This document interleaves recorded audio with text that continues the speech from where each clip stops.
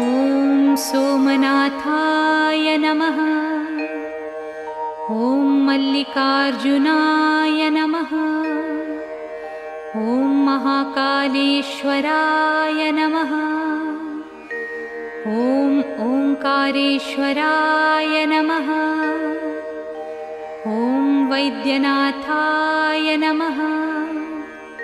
ॐ भीमशंकराय नमः। ॐ रामेश्वराय नमः।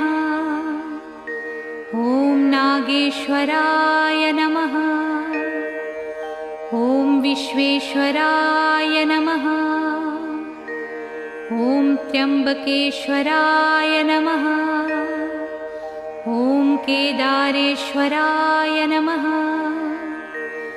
ॐ भुस्मेश्वराय नमः।